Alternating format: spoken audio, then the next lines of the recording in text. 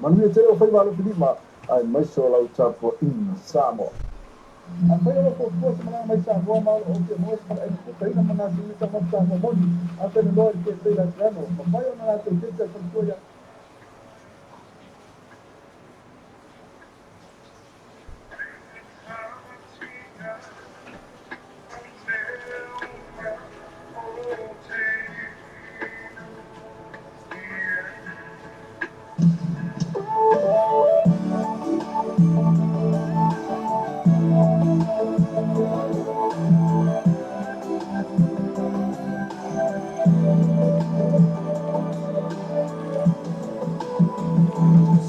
We're all ones, our mind, ona o pizza. Cha o tomai wanta, usu mai ilo tamina.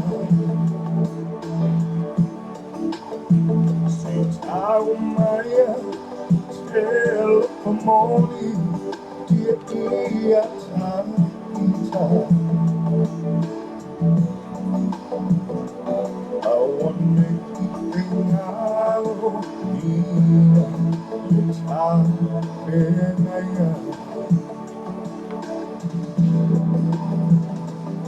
ayuna aufang etude ia sokoma fiela ania oi mame I be oma loku fatu ape you're my phone.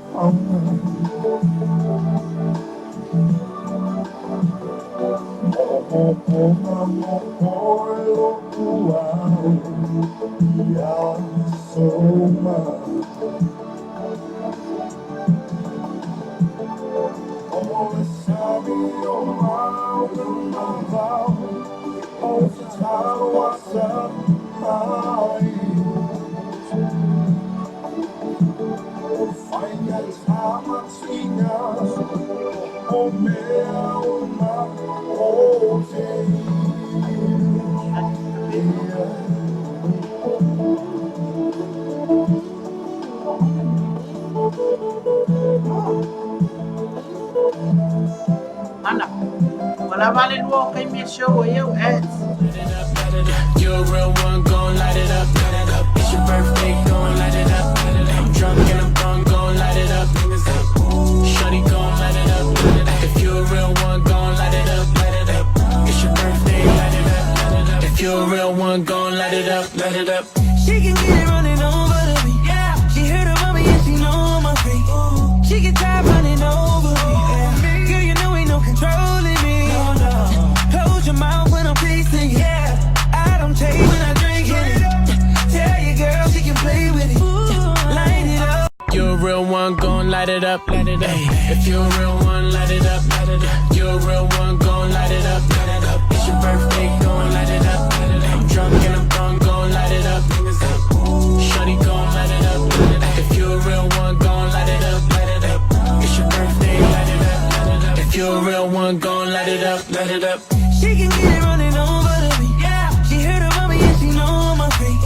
She get tired running over me. Yeah. Girl, you know ain't no controlling me. No, no. Close your mouth when I'm tasting. Yeah. I don't take when I drink it. Tell your girl she can play with it. Light it up. You're a real one, gon' light it up, light it up. If you're a real one, light it up, light it up. You're a real one, gon' light it up, light it up. It's your birthday, gon' light it up, light it up. I'm drunk and I'm gone, gon' light it up. Shawty gon' light it up, light it up. If you're a real one, gon' light it up, light it up. It's your birthday, light it up, light it up. If you're a real one, gon' light it up, light it up. She can get it running over to me. Yeah. She heard about me and she know my freak. She get tired running over me. Yeah. Girl, you know ain't no controlling me. No, no. Close your mouth when I'm tasting. Yeah. I don't take when I drink it. Tell your girl she can play with it. Light it up. You're a real one, gon' light it. Yeah, if I whaikailo i atu le nei vaenga o le TAEAO i le paia ma le malu Samoa lo whai ana maua tātou whasalonga lunga tātou LOABAY Global Networks. TAEAO le nei o le Faraile, tu lata fo i whai unga le nei vai aso. Le aso iwa, ia, o le masina e fia ngai Marieta. Masina lona valu le tau sanga maina. Ia, i le alofa ma le anga lei o le atua. Ia, whatalo whātu i lau mai moanga, a whai fo i o lea i te whatisi mai mai atu me mau. Ia, i lunga o tātou penga te whailangi. Malo le soi fo maua ma le langi ma tātou takwai malo le alofa ma le anga lei o le atua. Ia i tatanunga, ia o nā ua ala whai mai whanunga le lei, le nei whai TAEAO fo. Ia ina o tātou o lia nei aso e whaapopo i aso roto soifua ma so mātou ola. Halo, Marieta, mai lau whionga te mai tai sui pali mia e pona e le lano whakoi ngale. They say, yeah, good morning, maina. Yeah, ole anganga lava leo fia fatalo fatua ni TAEAO. Yeah, whakoponga leo tātou pu kalame. Ole TAEAO MANUIA man LOABAY. Good morning. Yeah, fatalo fatu. Yeah, ile ni TAEAO. Yeah, i tātou pa anga mani malu so tātou tunu leo mawhai anu mafuta mai. Whakoponga leo tātou pu kalame pero masani ai. Yeah, mana i ala tau i nei whalau niu. Ile o tamam tele au lei fa mai kepi. Ke roi. O lo fia i al tau lea. Sabili. Manu. Al kau whai ngane le masani an tatou ngawai pe ala tarata i whai unga tau sanga ngane o le fuafu bevela. Ma le toi ngā sabili whanga sabili mea lai whanango ina i le tino le bevela. Kau anga wa wha. Ao le matango fia i al tau ni TAEAO i a tau noe. E sila fia uma le tātou atunu uma tātou lo fo i ia te tūpunga o le so i winga o le tau. Ia pe a mai antala mai o le tātou reporter tau leo le afunga i nātu Marieta. Ia ua fo i le whaatonton flauina o au ngā yoinga le nei aso. A whai o nei tau sauni sa whaiva. Ia awane e alu se i abatungo mo tala o tau pe a le ngata i whale le nei aso. Ia whai fo i o tau osa ngā ruenga i tā. Ia e leila wana whaafonga mai. Ia e fi tau tonu ia o ngā ruenga le nei aso i le tala o tau a wā fo i le saunga le mua o tātou tunu. Ya, pe ala masani ai tātou i tasi. Ya, maafiafi fo i. Ya, tātou tana le tau pe on lango i ni malo se tātou whatel malo anga le nei ale Skyview Villas. Ya, mare the well venue. Pasalo fatu al fartua ya mereni in ni TAEAO e meste pudenga malo finga luenga. Talo le tau mo vaenga Samoa fa mawina le official tau i tulai a fo lima TAEAO nei as Faraile. Iva Aukuso luafes fluiva. Winga le tau o awa sa video feo lolo fa solo ina ma losi al tua o loa o lo fiti ai pea le atinu. Ma e a fu ai winga le lei o le tau fa pea timu o sa video inisio taimi. Mo o polu vaenga matu i sifo i le so mai fale fa pia ngai manono. E le lei le tau se i vanga na iti mo pu e a fu mai sa vili inisio taimi. Mo sa e saute i sifo a le pata sa fata simu a ngai fanga. E ufi tia se vaenga le langi e ao mana i timu pu mai fata o tau sa vili no fuanga ma o lunga. Ai mo puleono. Le fwe fale tonu mai tala le tau fa sa mo puleono. Fa perta nia lo fa pe mai. For districts of east to northeast, sale longa to sale aula, fine weather apart from brief passing showers. For northwest, Davao to Asau and Falealupo, fine apart from a few showers. And for Palauli, Lata to Neyafu, partly cloudy with brief showers. Expect gusty winds over highlands. Ya lono winga, mo sa ilava ia, ya inelei winga tauwanga nai, ya nai timu pu initial taimi. E pei lava ona ye le tala tau mo polu nei i le soa e mole anga ia tu fai ngol vai aso mole aso TAEAO ia le fa mer tala tau mo polu se vai o le aso sulu lai initial taimi mai fa solo ina yai timu pu ia mana ia tala tau pe on tapi nei na lo fisa vai tau ai te mo modi ai le nganga fa tai tātou fantari malo anga le le o Skyview Villas o na o le tu ina mai pe tau o lango ai ia le vai nga tau o le tātou pokalame ina ia fai fuafuanga le atinu o sila fia ia le mea yanga ia ile tau le aso le aso ama fa mawina fo le nganga fa tai tātou ofisa vai tau mo ngaringa fita ia wa lava le tuina mai o tana tau so stay le aso malo fo Marieta ia ole tulanga na tātou tau e pe ona fuaina fo e tanga tai Marieta ia matuina atu foi walo silafia ia ele lei lava na utangia ia winga foi o tau ia i latou o loo faapea mai ele o saʻoga na tau o loo tau latou i le vaega o tau iaso ia ma le taimi lenei o le tausaga e maise lava ia i latou matutua e manatua foʻi e ao lava ona tatou utagia ia fautuaga mai le ofisa o le vaaiatau ia ma faafofoga lelei foʻi i tulaga o le tau o loo iai mo le aso auā ua te lē lava le suiga o le lalagi i aso nei te le suiga o le tau ia mae o tau i aso la ia le sa tatou mafaufau apea pe faafetaʻiga o le vaitau nei faamaisi toʻiina me silo matua tele ia le tuaʻoloa ia mai taimi nei le vaaiatau le suiga o le tau le ua iai le lalagi ua ese foi tulaga ua iai e tele ai fai mai ia toʻiina ma lo matua vaitau nei matutū vevela e lelei le tau le la a le tatou timitilo e fai o le oso mai o matagi ia o le tele foi e timuga nisi o taimi le la e ao lava ona tatou tugia le talatau pe faituina atu e le tamaitaʻi Marieta e fuafua iai au gaioiga o lenei aso ia ma feʻau masagi foʻi e pei ona iai i latou faamuliaiga o le taimi ua o mai ia o le tatou faalaau iloa nei pisinisi pe foʻi ona aga lelei mai auā le tatou pokalami lenei i lenei taeao Marieta masagi foʻi ia i latou tuumailo latou tauau fai ona e mai luga o tatou LOABAY Global Networks ia e tusai foʻi e tusai foʻi ia o a tatou pokalami faataʻatia ia se tasi o le tatou company muamua o le ua agai mai le Aukuso Group ia e pe ona silafia o lagolago suamalosi lea o tatou tala tuuina atu mai Samoa nei ia le Aukuso Group o loo iai ia auaunaga eseese pe o le latou faleʻinisinia o le faleʻaiga ia ma le ua mamae ia a lenei polokalame ia auā foi a tatou tala mai Samoa tufaatasia e tamaitaʻi a Marieta me o lo tupu le tatou atunuu tuuina atu ia fefetaʻitasi ia me sei foʻi o soalau pulega i aso taʻitasi ai e ala i le taeao inai mataupu tāua lava o loo ave mataulaʻi ai le vaai esi o tatou atunuu ia faapea foʻi le soasoani mai le Fexco Pacific ia i le auaunaga masani o tupu faamomoli tupu faaliliu ia o masani ai ase taʻitasi ia afeana i le Fexco i ona lala eseese o loo iai tonu esi o tatou atunuu MS Rentals ia mo taʻavale ia auā foʻi ia le fai malaga ai pe afai o e asesi mai le tatou atunuu i Samoa nei mai atunuu i fafo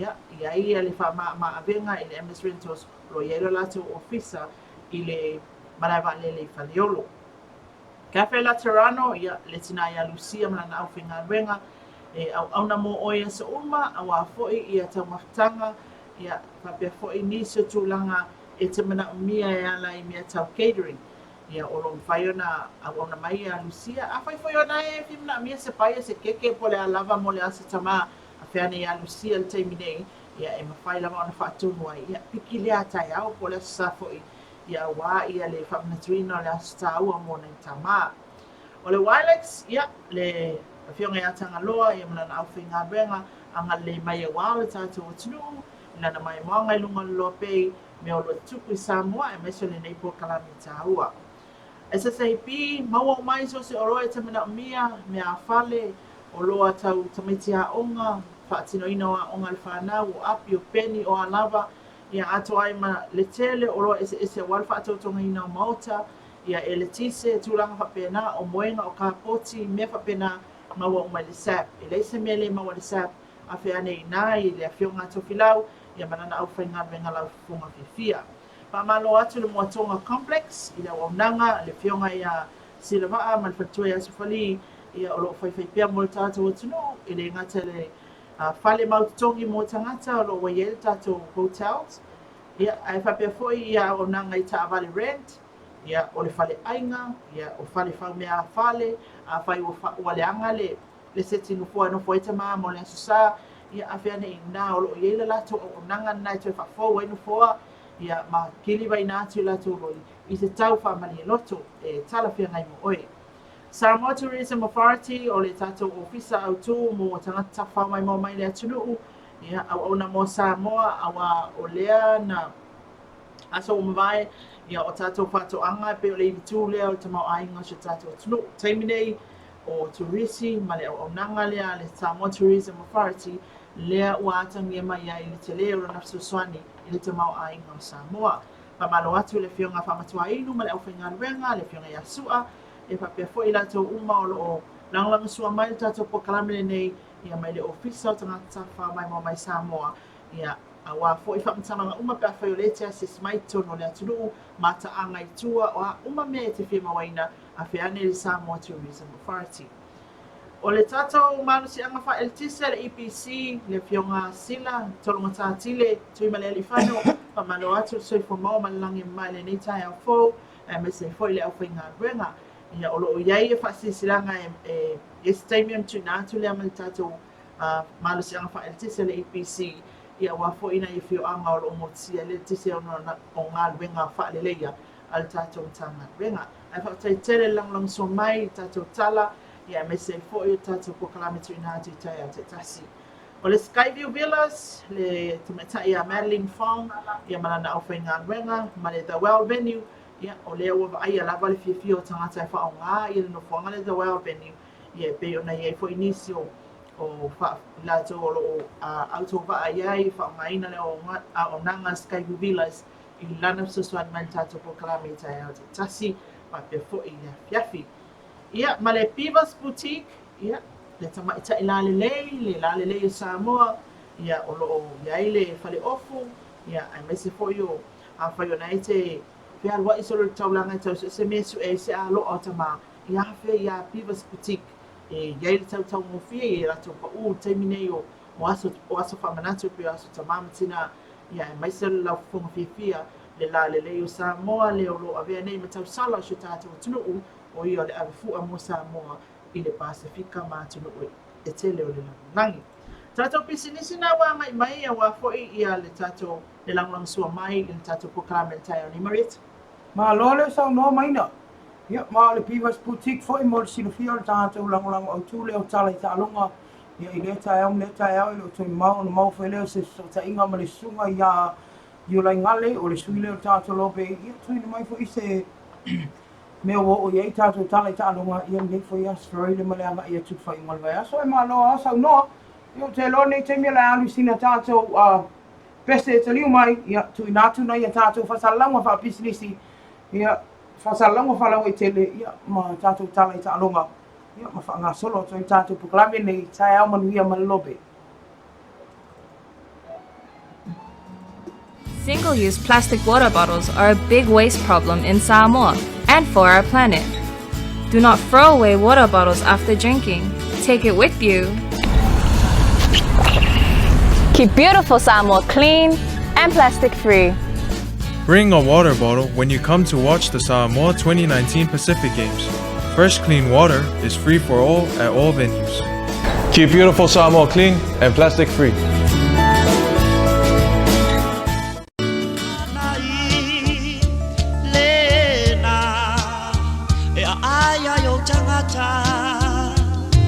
O e tau sa ilia se whale ainga mama, tau ngō fie, e ape ei lo a inga mau e whai tau mawhitanga iei, mō le kiwisi masi ma le tau sangafo, o le tala fia le nei, le mānai restaurant i Savalalo, no whaanga o le ako chemical, tau fwoi le ese senga o kuka whelesi, ma le whelanu lan wai, bala au mose i le atua, ina ua mō le manawa i Faraile, au wina mai le mānai, i oe, le mānai restaurant, a fio mai se o tātou tufi tau whao ma whao ngā le Mānai restaurant i Savalalo.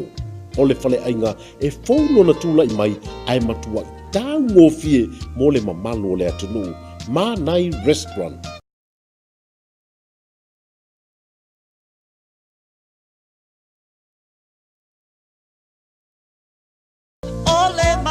Malama lele ia inga matulanga manaumia mo le whao inatu le elitise ilo maota po le bisinisi. Oratus, oi kia umorolo. Oma, koe ala elitise. Oi da koe anofon. Koe ala whai mori whai leiseng. I wha pepe kai wai so sisi ngā mea. Iai, ma whai mori whai longa leiseng i whakanga lana kula fonga le tisi. Kau sa inga pe vika o venka o ikisi. Okay. O mea whai pe vika. No payment, no power, brother. Mo nisi whamatalanga wala au mai leono 55 o leono 55 whafitu. E TAEAO lo malamalama lelei ia inga matulanga manaomia mo le whaoina atu le elitisi I lo maota po le bisinisi. Ola tus, oi kia umolo. Oma.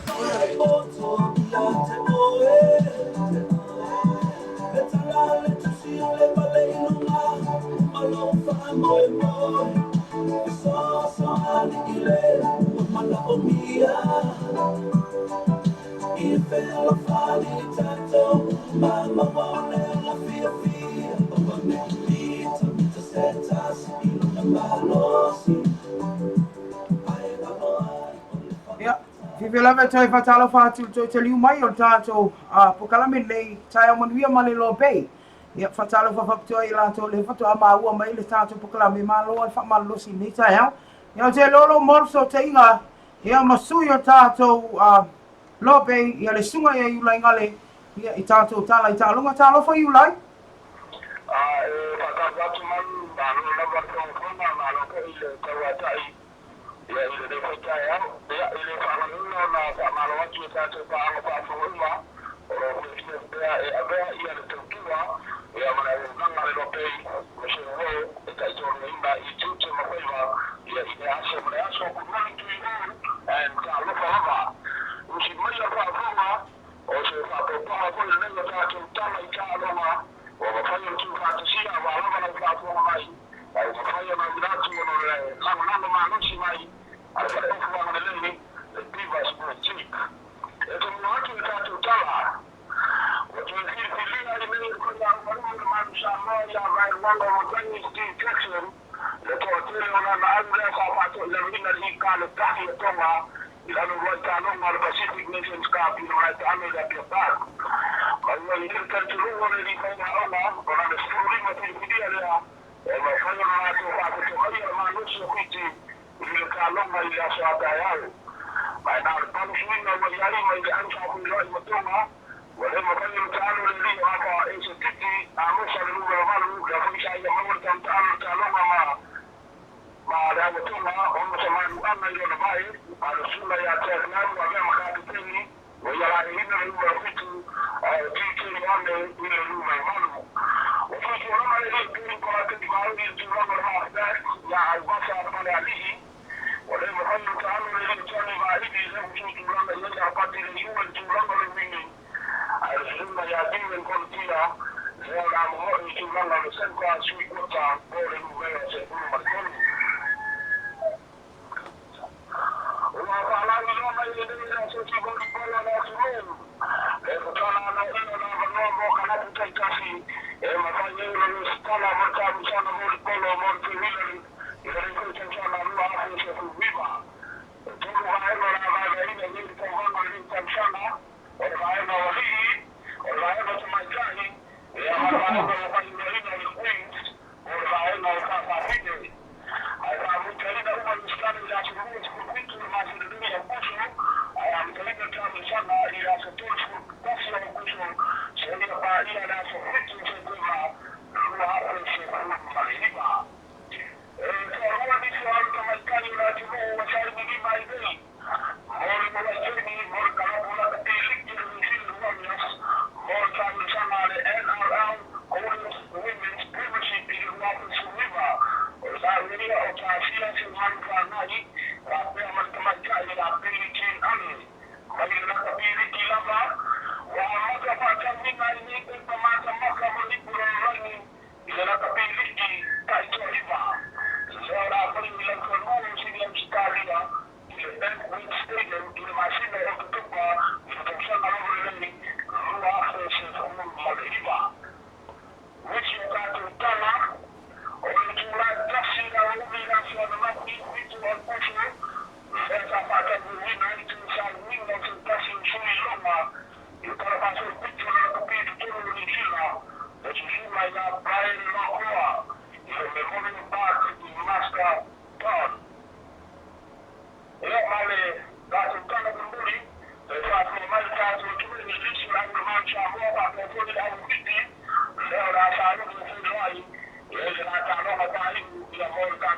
Pacific Nations Cup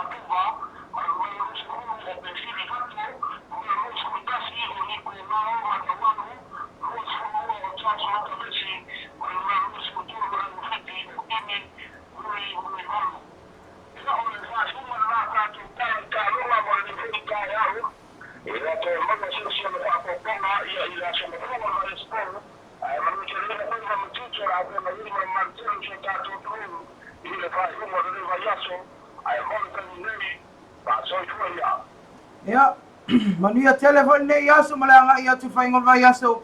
Manuia la sa tama ia te ai ulai failo ai sai me luma. Soi foi ya.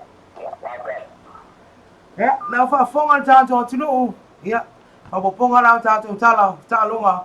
Ya pe o na tu ina mai ya ile faingo vai yaso. Moses ya fa ponga ia so lua vai yaso. Ya awai yaso malolo ya sa mo ile yaso mafua. Ya fa tai tele ulai ya mo le tuna mai ia ole updates na o tātou i tala i tāloa. Mai na o le mata watu e ili tātou whaasisilanga tā ua lea mai le pulenga o malosi anga tau e tise nei taia.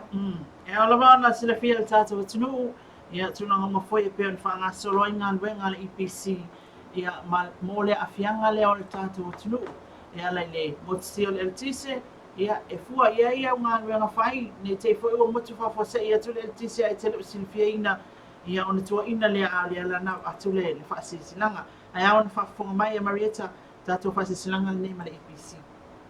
Whaasisilanga tāua nei mai le malosi anga tau le tise. Motu sial e le tise. O le a motu sial e le tise le as Faraile so iwa Aukuso lua fes fulu iwa. Mai le sfurutasi TAEAO nei sa ia atu le lima le afiafi. Ma o le afia ima o te malao wha apea pisinisi se vaenga o vai hee. O nuu suatia o loto whangai sa fata, sa tawa uta e o atu i sa anapu uta. Ua whaia le fuafuanga ta ua mo ngalwenga whaaleleia i laina ele tise malolosi. I se vaenga o sa anapu. E wha malulua tuai, ono nei tūlanga le maalofia whaftai. Lo sainia le fionga le ripule a lupe matsila ngal malimana tongia tolonga tātile. Yeah, ole malusi anga ta ole tise. Power shutdown. Electricity supplies will be interrupted from Friday, 9th of August 2019 from 11 a.m. to 5 p.m. affecting residents at Vaie and Usuatia, Lotofanga Safata, Satawa Uta, and all the way to Sanaputa. This is to carry out upgrade works required at Sanapu and Vaie. We apologize for any inconvenience caused. Thank you. Signed by Lupe Matasilang Alumalimana, Togia Tolongatatile, General Manager, Electric Power Corporation. Ia, o nisi nā tātou whasisilang whalau I tele le whai o na taunu mai ma tātou kukalame. Ia, ai mesi ai nā tō le whakafonga mai le vaenga lea o le tātou atunu. Ina ne mea ani whai mo motia le tise ia e toi whai tio. Ia, o le lava le taimi ia i o nofisi le fia ai. O le sifuru tasi, anga I le lima le afiafi. Ia, e whaatino ai nenga le wenga tā ua wae ma lose o le tise. Ia, I tū mā lope on tā ua. Ia, tā ua lava fo I wai nei pia mai sisi po le almea e alai ona fonga atu e Marieta ia tātou nore sisi ia mai le EPC a sisi langa tā ua ia. Ia, e fua iai awa a whai o nai ola le pusa isa nei pia wha fua se ia tu le pawa. Tasi nā tu langa whaaleanga ina ai fo ia mea tō tino ia o le pia wha fua se ia le pawa e le te pia ina le palaka le pusa isa ia po le TV nai ola ia po le tipo ti wila nai e tunu e le ti o le TAEAO. Tulanga pena le au na silfia le tātou e tunu. Ia, Mari, o te loa wa whai pia masani e lava le ina tātou tala e tu whaatisia mo le TAEAO. Ia e tu ina atu nisi o mta opolo lau alunga i e fina ngalo le tātou e tunu. Ma fisisi ngia ai a wala mfoi le silfia e Samoa. Ia o meo lo tupu mai oni na tā upu tā ua. E au na tātou swala pule. Ia malafo manatu fo ia ia wa fo I ele whai ai ai o le whaatupu manatu a wai tupu le whaatutua le taunongongo a whaafonga pea ia le tātou atunu ia mani matanga renga fo I lo fito I tonu ia mata upo le tātou le malolo na talatano ina pea I fina ngalo le tātou atunu ia o ina o le a iai fo I se isi swinga ia ma avea ma mea matulanga le lei ia wa fo I le mai moa ma le whaafonga anga sa moa. Mari? Malo sa moa maina ia le ito la ia te loa le tātou ta mua ia ole mainga le pe ona matau ina I fo I whelafula fo inga I unga o penga te whailangi ia ele whaapeala o le a tuina atu mose mtanga winga stasi ai pe o mtanga winga o malo ia olo o tuina atu e tula fono le a whaapea ua e solia sina tula fono pa o masalobia oe I se tula fono o e solia. Ia o le process masani ai e suspend o e pe wha malolo le tūmau. Ia ai wha tautai ia suenga. A wapea mai ai suenga o nai tau salaina oe. Ia o na ave rola ia o I luma o whalifamsim. Ai a wapea o mai suenga e mama oe. E te toa e me ato e maua umava ia so ia na misi. Ai wha tino suenga pe ia me masene ia lo mātau ai. I nei vai tau mai na pe al tele am tanga wenga o va ia e pe wale sa va dia fu ile tu la fu no pe o ne sa we tanga wenga ma o tu langa na ia pe foi o mafuli e fina ngalo ni stanga fa pe le o tal fe ngai e stanga ta lo fatino ia e stanga ta le o fatino ina ia I tu langa le policy el malo e tupulo se me ia te o lo afia in tanga wenga tai fa te ta inga pe o se asetam tanga wenga o le alawa se mea ua e whaia ua soli e tu la fono mai a inga te tonu mtanga venga. Ia o inalo ala e wha malolo ue, e wha tino le suenga. E ta ia ne ia o loo wa aia. E ai nisi o loo wha tino i ele tu langa na, e ai nisi tangata o loo tau fia pea ma nanofo peo lato ainga, o loo wha tino le suenga. Ia peta ia ne, e nisi tangata o lai whainga venga pea. Ia lai wha tino le suenga. O inala ele vai liu na. Lea ele o fia ele te le tangata mai e whina ngano le atunu. O na po o ai e si, a o ai e tosu. O ai e whai I ai le tūlanga lea o le wha malolo mai. Se ia whai al suenga. A o ai fo I e wha whai ngān venga pia. A o lo whai al suenga. Ia, Marieta sa mta upu e moni e le tele stato manatu I ai. A wai ele upu fo I lea pule a staff nei le laulo na sa. E iai fo ia reasons po mafu angolo au mai e whaurunga o tanga me ngolo tupu e tūlanga nei e le malu. Ia mata wai ia la tau fo I mafu anga tau ala e wha whai ngā renga pēr tangata lea. Au wha tino suenga. Ia pēta ia ni, o le tūla fono lava. E pē fo I ona tā ua e nise tangata. A whai lama o soli tūla fono. E te tau na ngā I lava tangata le wha tino ma wha amalia le tūla fono.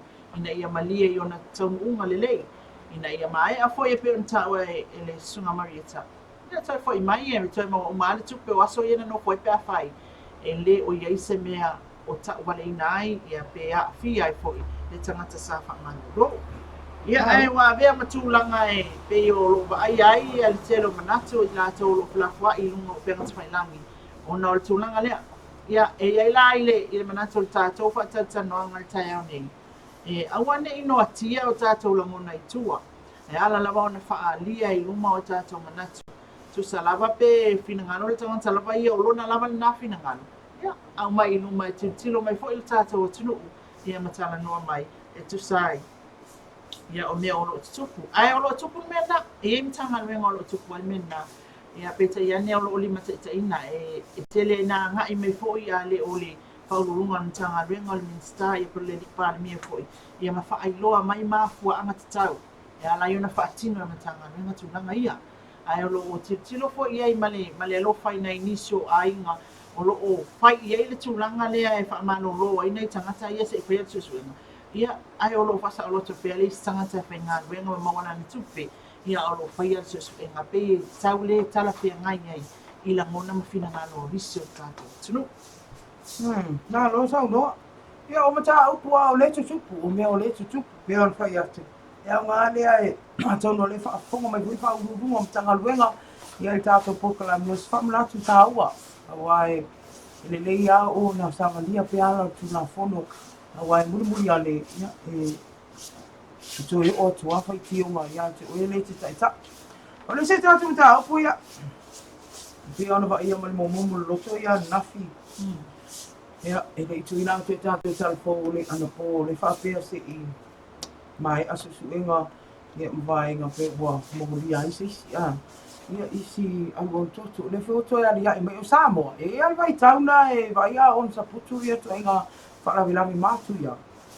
le pe ia ona fa I wina you lai e para vila mi matu tia le fa talia pe o nei e ta tonga ia o le sunga le abi fa I au ia malitinale pe o mandi ia a ona na o le fa talia ta tonga le pepe ia o le pepe o maliu ale fa pe mo o ta fe se tu lo fa fonga le tu wi lo di se lo la le na matanga lo e mai lo le sa dia mai le tina le pepe mai ana na se yo o mai TAEAO le te lo ia ste mi tu ina tu sta tu tala na tu mai I le fo I vai ma al vai ngai sili ona mo lo tu le o ma tu al pepe wo no ma sina le o to tia I po le al ma fu ia fa pe o le fa fonga mai e se tina o le o ye ma fo fonga fa pe o ye ia fa fita o le nga te o va u nga di e ma fu ai wa po le mea po le ma fai lo ma fo ona fa fo le te le o ma fa tianga le o la a le to te le o na tanga tala fi fai pe le fi fai sa pe a o le fo tuanga na le to e va ia le ia e me fa fita o di mo bueno Mulisi mea, mo kale fia va ia ia kanga ka share solo tanga tai bunga. O si alo toto ni, pa mole. Ia e tawa ona va ai fui le si tu. I le ma la ia se va ai. Ia a lo fa tai pesi su nga malo. Ia ni fu ta. Ia ma tu ina tu pia ia tatu tala mai sa mo pe mo se tala le ma. ole tulanga le tra na sa na emery sa o tele ita tonu se tamatiti le tia e wi o lele I maua mai le atoanga sfamtanga po la sa o ale tunanga na tupu. Ai lo tonu ala mena la yona tau siwa o no masina le uto tia. Pe a fai o le na tia. Ai a fai le tia ia. O se fala blava na tupu po le ala ma ia o te doai o lo fanga solo o tu yo lo fanga solo ye so enga manual malo e me se foi o ntanga lenga so I fo mano ina. Ai taua yo le o fa punga le Marieta mai maule tamatiti ai me se foi o telo matu o fia mawani fa nau ia ai me se ia o Marieta le fa ilo le foi fia fa sana pepe ia foi le ai e sa o lele lava ia le sa nga mari awa foi ia e pe ta ilo ia te o e pe fa le te mata ma e o le te mai mo mai ma e fa funga mai I le live le nei le no pe ta ilo ia te o ma so la ngona pe fa sa e fa yesto na fa pe o te ilo pepe ta ilo ia te o ma so la ngona mai le ono ma sina na lua mafutai a le la fa mata la tu le tala man tu me fa tatu tu no ia na fa na fo ia na mali liu le tui le atalwa nei ale o fa sala ia tamaitaʻi fomaʻi tamaitaʻi tausi mai lea na neʻi mamau atu nei vai aso le ua teʻanei le faaiʻuga a le faamasinoga i ai o upu nei na o faalogo ai mai fofoga o nai matua ia ua masani uiga o le tamaitiiti ua tilotilo ua tago i ai o te ofo ai se tinā ae ona toe faia se tulaga faapea e lelei pea le faapea e tupu le mea lenei o se tamaitiiti fatoa fanau mai a ae auaona masina o le fanau ia e toe tupu se mea faapea pe a fai lena o lea na e teʻina pe na e lafuaʻina lau tama e tele ʻufia manaʻo ai ae o le tulaga na e iai foi lou talitonuga e le talitonuga foi na le tupu se mea faapea Samoa no se atunu ekilesiano leai o le tupu o le iai mea na le tupu i Samoa ae i le tele o tala ma tulaga foʻi e fai mai o se mea ua mapu mai ai le faataʻitaʻiga e ala ona tiaʻi le tenei titi na nalaga e leʻi manaʻo e faisana tama ua maʻitaga faafuaseʻi ua iai faafitauli i lona olaga o le fautuaga ia le tatou pokalame afai e tele manaʻo afai o loo e saisaitia o loo iai le tulaga ma le masiasi o loo iā te oe le lagona faaletonu i le vaoʻoe ma lou aiga o ou matua paimali e tele i o tagata e te talanoa i ai o le faasoa ma le talanoa e tupu mai ai le tele o le tulaga aogā mo oe lava ia ae mai se o tagata o loo e tauʻageina auā la ia o lea ua e aloalo i te manaʻo e faamamālou igoa ma ave ese mai nei mea uma mai iā te oe le o lilo i le silafaga le atua ia le tulaga o le a e faia ae le fotuaga na ia tatou tamateine pea fai o loo faafofoga mai mau mai foʻi tatou pokalame ia mai latou lava o loo iai le fuafuaga lea e fiafia e fai mea lea ae lē manaʻo e tilotilo i le tamaitiiti ia lea lala o fai atu le fautuaga afai e tele manaʻo ai tele i o tagata o loo manaʻo i lautama mali aua e te faia se mea i le alo i toto o le fanau o le tofi mai i le atua o le fanafana i le lima o le toa io e vai le makaukia mo fanau fanafana o le mea alofa le alii mo tatou uma lava ia ae o le tulaga le mea le tupu mai laulii pe ona faailoa te marieta o ia o le tatou so upu i tatou tala tuufaatasi ma le tatou pokalame nei ma le pokalame i le afiafi lo fagasolo ia suʻesuʻega malo le malo tele foi ia tala i ata ua tuuina e le tatou atunuu i luga o pega te failagi malili e leʻi tofiaina oe le ofisa o leoleo i te alu i fai faapitoa sau faasalaloga i le ata o simea lea ua maliu afai e tele aiga iai pe e te aiga lava i ai mo lou silafia e lē tatau ona e tuuina le ata i luga o pega te failagi aua e te fia media muamua ua le uiga na le tatou atunuu amai muamua o breaking aku le news lea ioi e le o oe o se media organisation e leai se tulafono lalagi lenei e faapea e iai sou ai iā tatau e tuuina ai luga le ata o lē ua maliu seʻi vagana ua iai se maliega mai le aiga ua uma le suʻesuʻega a leoleo ua tatala mai lau afioga e te tuuina i luga ia na fatoʻatu ae tulaga faapea e oo ai ai tulafono saʻou mauaina i luga o mea nei o faasalalauga e pupuni matau tamaiti pe atuu i luga o latou ata e lē faailoaina tulafono ana ioe e le usuia le tulafono a tou vaai ma matamata foʻi faasalalauga newspaper ma television ma le tio e toe e le tio ana o le leo so tamaitiiti a le faatausavali o loa e puʻe le ata e faanenefu foʻi lea laga o le puipuiga na ma mea le maina po o le vulnerable le tagata pitosili ona vaivai e leʻi se ona malosiaga e faaleo ai ia sana faitioga pe a faapea e faitio i ai tagata e tutusa lava la ma le ata lea e ui o lea ua uma le ola o se alu o le toto a le fautuaga faamolemole aua le fia iloa i ata ia e lē o le taimi nei e fai ai toʻaigaga i oiga nei ae me se auaga o pega te failagi e moʻi a o lau page ia aiai ia papuipui o vaega nei pea ona saunoa atu maina ia o mataupu e aga le tatou tatanaloa ai ia i lenei foʻi tulauna taeao ae leʻi faagasolo atu tatou matapumulimuli E whaatalo whaatia pua situ ngasu. Good morning. Ia tilo, fefe ia tilo maa lor sai fua tilo. Ia manuia ne yaso. Ia o le fesili mai poe situ po wala tu tala mai sa mole ai. O le afiafiana nei. O te mine olo mata tanua tu nise o issues. O issues la ia mwhaing koe whala wekele atu. Ia i tātou tala mai sa mole afiafiana nei.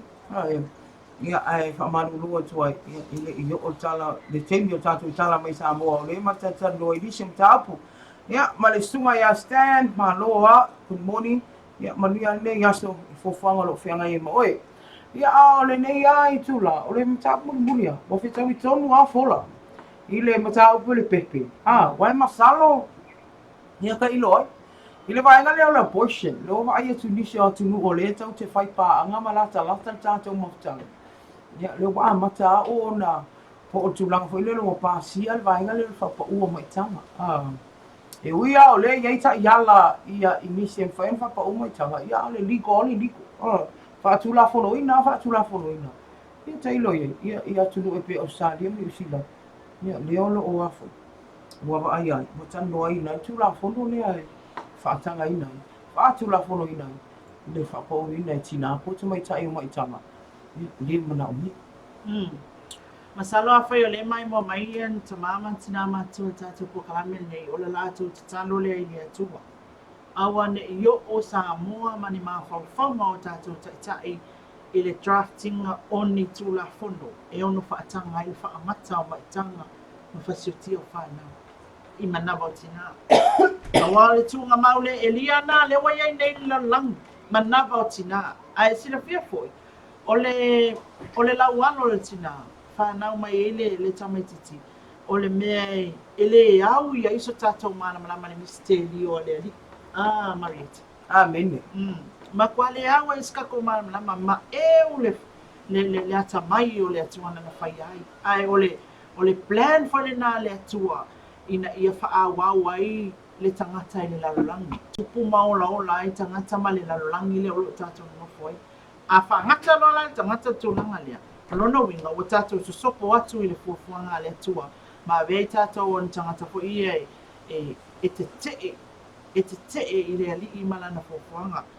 O le se tūlanga whanau no.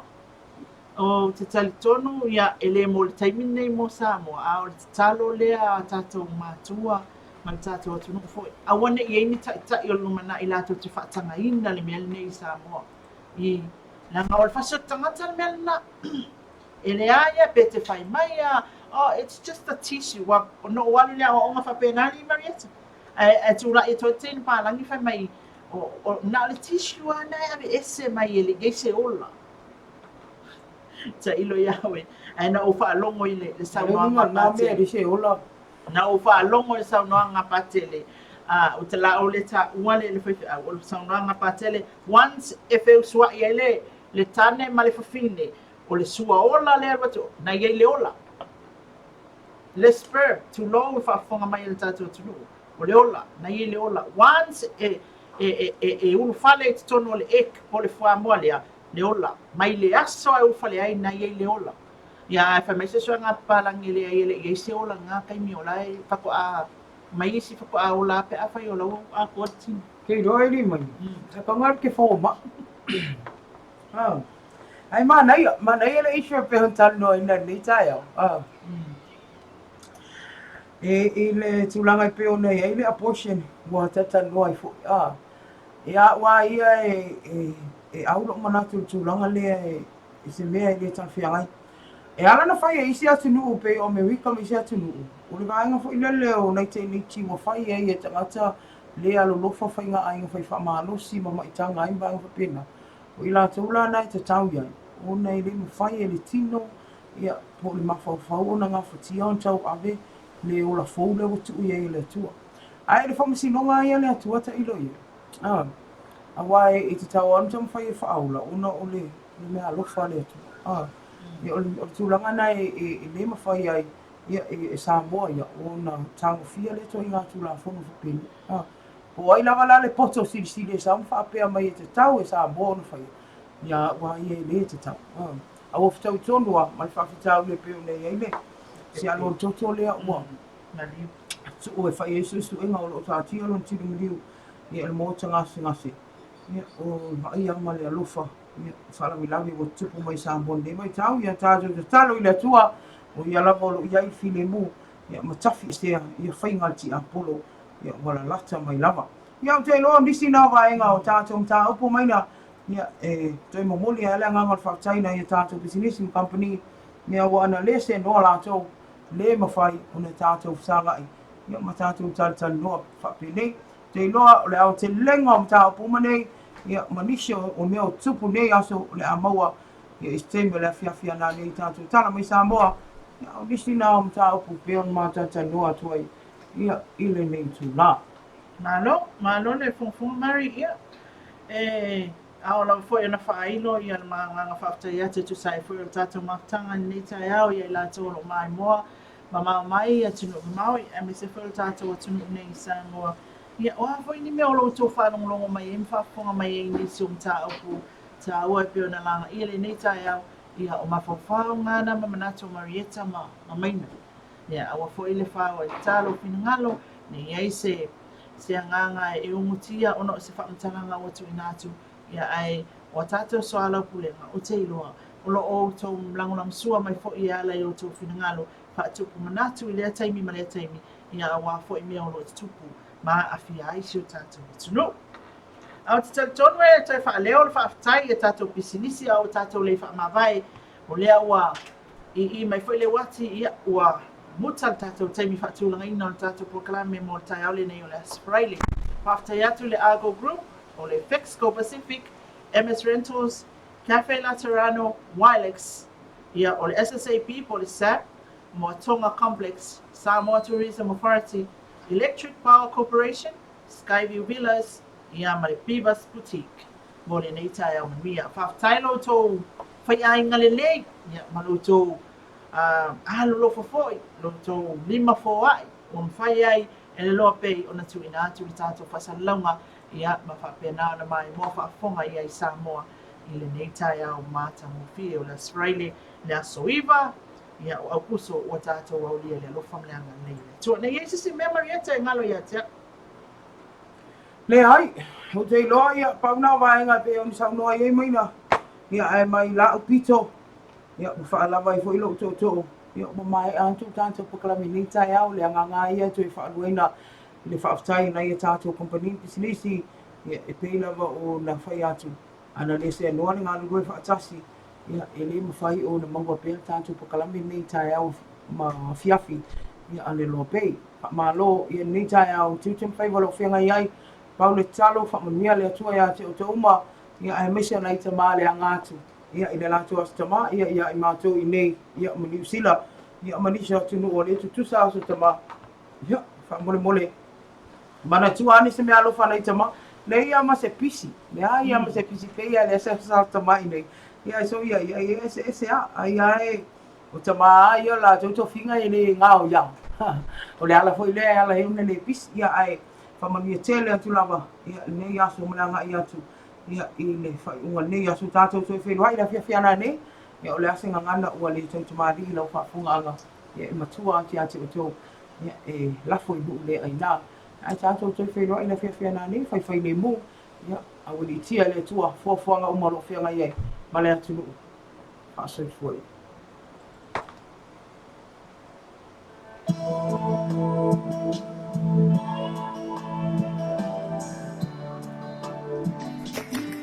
O le whaangaina o le ipu ai o se awala e mawhai o na fuafua le le iai lau mea tau mawha. Mai vaenga e tonu o mea ai ia awha le ipu i fuala au aina. O le isi vaenga o mea ai whātuku tino. Ma le vaenga mui muri o mea ai ano po mea ai māsoa. E fuana te le o le ipu ai le mālo se mo mia ma whaangaina e le tino yaso taitani. Ia whaanga le ipu ai le kiti mo tamaiki ma mātua tausi. A o le ipu o lolo mo tangata mātukua talabou o tangata e ngaru e mālosi. Fuafua le leila o tau mawha mo oe marau ainga.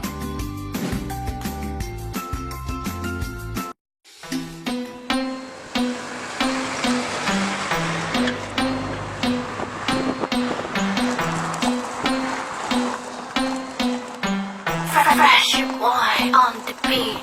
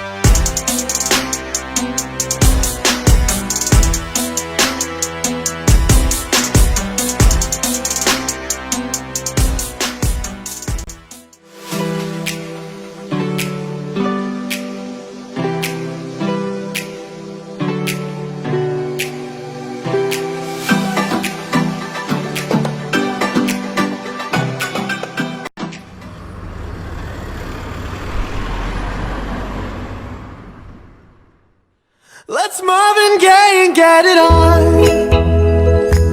You got the healing that I want, just like they say in the song, till the dawn. Let's Marvin Gaye and get it on. Don't keep your secrets to yourself. It's Kama Sutra.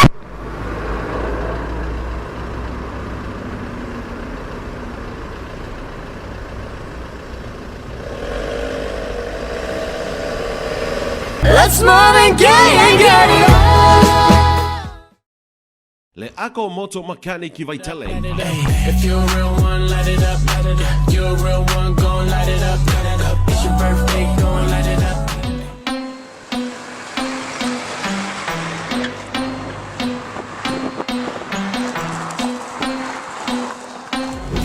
Gon' light it up, shawty gon' light it up, light it up. If you're a real one, gon' light it up, light it up. It's your birthday, light it up, light it up. If you're a real one, gon' light it up, light it up. She can get it running over to me. Yeah. She heard about me and she know I'm a freak. She get tired running over me. Yeah. Girl, you know ain't no controlling me. No, no. Close your mouth when I'm tasting you. Yeah. I don't take when I drink it. Tell your girl she can play with it. Light it up. You're a real one, gon' light it up.